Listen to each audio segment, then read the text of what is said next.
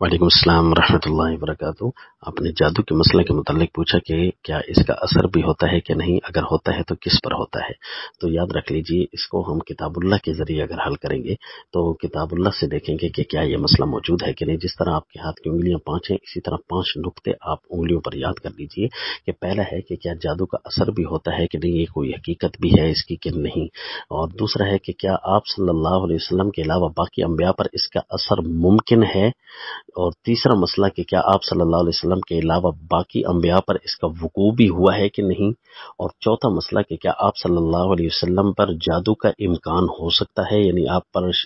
جو ہے یہ شریر لوگ جو ہے اپنا جادو چلا سکتے ہیں کہ نہیں، یہ ممکن بھی ہے کہ نہیں، اور پانچواں مسئلہ ہے کہ کیا آپ صلی اللہ علیہ وسلم پر جادو کا اس امکان کے بعد وقوع بھی ہوا ہے کہ نہیں۔ یہ 5 نقطے یاد رکھ لینے کے بعد اب پہلے 3 نقطے ایک ہی آیت سے حل کرتے ہیں، یعنی کیا جادو کی حقیقت بھی کوئی ہوتی ہے، کیا آپ صلی اللہ علیہ وسلم کے علاوہ باقی انبیاء پر جادو ممکن بھی ہے، اور کیا آپ صلی اللہ علیہ وسلم کے علاوہ باقی انبیاء پر جادو کا وقوع بھی ہوا ہے کہ نہیں۔ تو وہ ایک ہی آیت ہے، بہت ساری آیات ہیں لیکن ابھی ایک آیت پیش کروں گا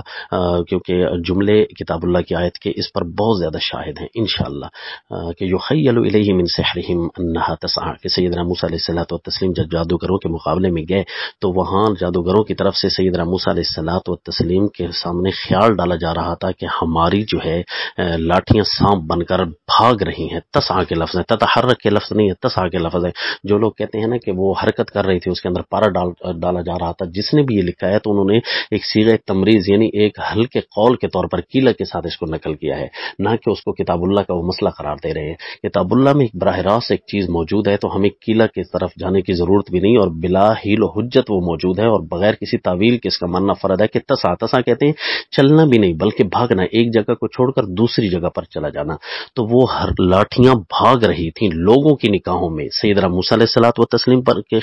سامنے بھی خیال ڈالا گیا، اور سحروا اعین الناس، لوگوں کی آنکھوں پر بھی جادو کیا گیا۔ یہ کتاب اللہ کے صاف الفاظ ہیں۔ اور سیدنا موسیٰ علیہ السلام پر بھی کیا اثر ہوا کہ نہیں، قرآن آگے کہتا ہے کہ سیدنا موسیٰ علیہ السلام نے تو پہلے اقرار کیا، اعترافاً فرمایا کہ ما جئتم بالسحر، اقرار کیا کہ جو چیز تم لائے ہو یہ تو جادو ہے، یعنی اعلان فرما رہے ہیں پیارے موسیٰ علیہ الصلوۃ والتسلیم کہ یہ جادو واقعی ہے، اور اب دل ہی دل میں خیال ڈر سا محسوس کر رہے ہیں۔ کتاب اللہ کہتا ہے، کتاب اللہ کہتی ہے کہ اوجس فی نفسی خیفۃ موسیٰ، پیارے موسیٰ علیہ السلام اپنے دل میں ڈر محسوس کر رہے ہیں کہ میرا عصا بھی سانپ بن جائے گا اور ان کی لاٹھیاں بھی سانپ لوگوں کی نگاہوں میں بنی ہوئی ہیں، تو یہ فرق کیسے ہوگا کہ نبی میں ہوں اور یہ جادوگر ہیں، کہ ایسا نہ ہو کہ یہ برابر میں ہی نہ چھوٹ جائیں، فرعون یہ نہ کہہ دے کہ تم تو دونوں برابر کے ہو۔ تو اللہ تعالیٰ نے فرمایا لا تخف، میرے پیغمبر ڈریے نہیں، انک انت الاعلی، تم بھی بلند ہوگے، ایک قدم آپ آگے رہیں گے۔ ان کی لاٹھی جو ہے لوگوں کی نگاہوں میں جو ہے نا سانپ بنی ہے، اور آپ کا عصا مبارک جو ہے لوگوں کی نگاہوں میں صرف سانپ نہیں بنے گا بلکہ حقیقت میں ہی سانپ بن جائے گا۔ اس کی دلیل یہ ہوگی کہ وہ ساروں کو نگل جائے گا باقی لاٹھیوں کو، تو یہ ایک دلیل ہوگی کہ آپ جو ہے حق پر ہیں، اور وہ جادوگر اس بات کو صحیح سمجھ بھی جائیں گے۔ پیارے موسیٰ علیہ الصلوۃ والتسلیم کو تسلی ہوتی ہے۔ اب دیکھا اس آیت سے تینوں مسئلے حل ہو گئے کہ جادو کا ایک اثر بھی ہوتا ہے، اگرچہ لوگوں کی نگاہوں میں دھوکے کے طور پر لاٹھیاں بظاہر سانپ بنی، حقیقت میں سانپ نہیں بنی، لوگوں کی نگاہوں میں اثر بھی تھا، اور حضرت موسیٰ علیہ السلام پر وقوع بھی ثابت ہو گیا۔ جب وقوع ثابت ہوا تو امکان تو ثابت ہو گیا، تو یہ کتاب اللہ کے مسئلہ ہے۔ اور چوتھا مسئلہ اب رہ گیا کہ کیا آپ صلی اللہ علیہ وسلم پر بھی اس کا وقوع ممکن ہے کہ نہیں، یعنی آپ صلی اللہ علیہ وسلم پر جادو کا امکان بھی ہو سکتا ہے کہ نہیں۔ تو کتاب اللہ میں یہ بھی موجود ہے، وَمِن شَرِّ النَّفَّاثَاتِ فِي الْعُقَدِ، رسول اللہ صلی اللہ علیہ وسلم کو دعا سکھلائی گئی کہ میرے پیغمبر آپ یوں فرمایا کریں کہ میں رب کی پناہ میں آتا ہوں ایسے شریر نفوس سے جو گروہ میں پھونکے مار کر دم کرتے ہیں، جادو کرتے ہیں۔ اس آیت کی کوئی دوسری تعویل نہیں ہے، اس آیت کا کوئی دوسرا مطلب بن ہی نہیں سکتا۔ آپ صلی اللہ علیہ وسلم پر اگر ایک چیز اثر انداز ہو ہی نہیں سکتی تو اس سے پناہ کیوں مانگ رہے ہیں؟ دیکھا یہ نعوذ باللہ پناہ مانگنا پھر آپس بن جائے گا۔ دیکھیں نا، قل اعوذ برب الفلق من شر ما خلق، جتنے بھی اللہ نے شر پیدا کیے میں ان سے پناہ مانگتا ہوں۔ کیا آپ صلی اللہ علیہ وسلم پر ان کا اثر ممکن تھا نا کہ کوئی کافر آ کر آپ نعوذ باللہ پیارے نبی صلی اللہ علیہ وسلم کو زخمی کر جاتا، اللہ کے نبی کو تکلیف دے جاتا،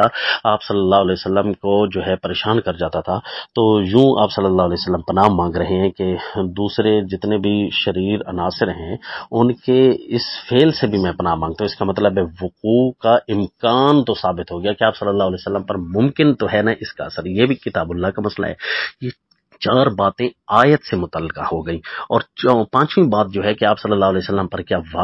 جادو کا وقوع بھی ہوا ہے کہ نہیں، یہ مسئلہ آیات کا نہیں، یہ مسئلہ روایت کا، اور روایت بھی ایک تابعی سے آتی ہیں اور اس تابعی پر بھی کوئی جرح نہیں ہے الحمدللہ، اور وہ بھی صحابہ سے نقل کر کے کہہ رہے ہیں کہ آپ صلی اللہ علیہ وسلم پر جادو کا وقوع ہوا ہے۔ لیکن اگر کوئی کہتا ہے اپنے تحقیق کی بنیاد پر، تو وہ ایک تابعی سے براہ راست اختلاف گویا کہ کر رہے ہیں،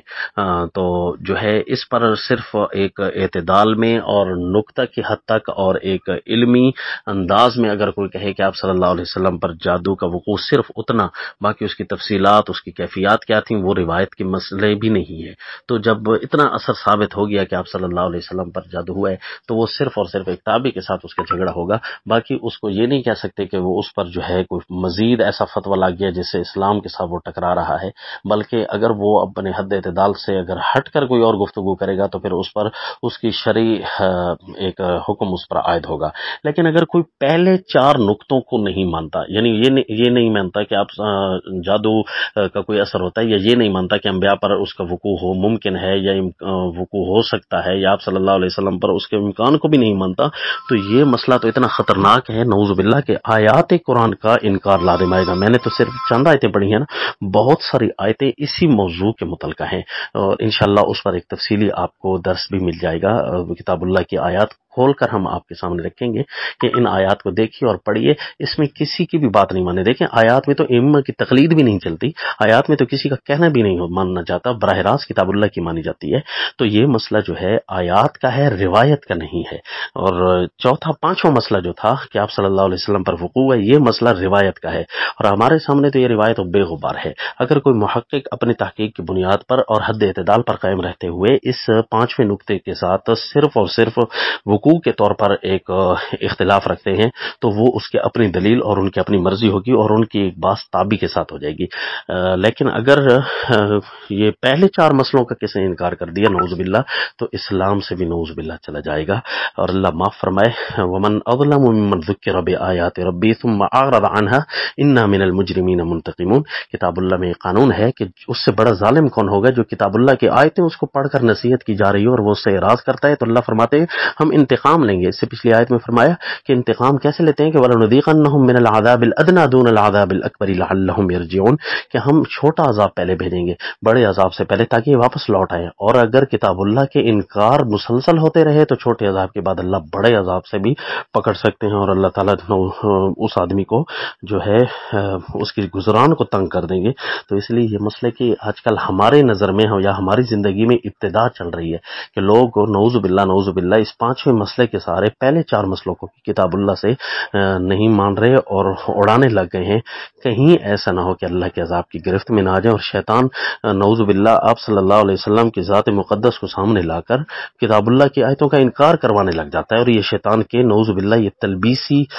حملے ہیں۔ تو اس بات سے انتہائی جو ہے ہوشیاری کے بعد کتاب اللہ کی آیات کو پڑھیں اور ان 5 نقطوں پر یقین رکھیں، اور دیکھیں کہ